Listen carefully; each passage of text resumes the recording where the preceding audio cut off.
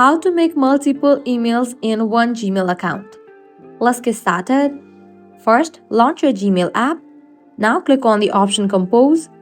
Now go ahead and type in the recipient's name to whom you want to send the mail. After you type in the name, before typing in @ you can type in anything you want.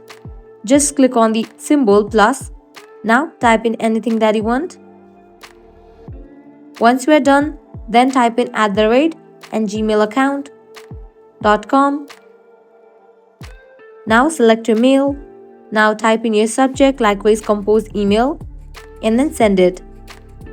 With that, the person will be receiving the mail. So this way you can easily make multiple emails in one Gmail account. By following the same steps, you are able to send mail to other recipients as well.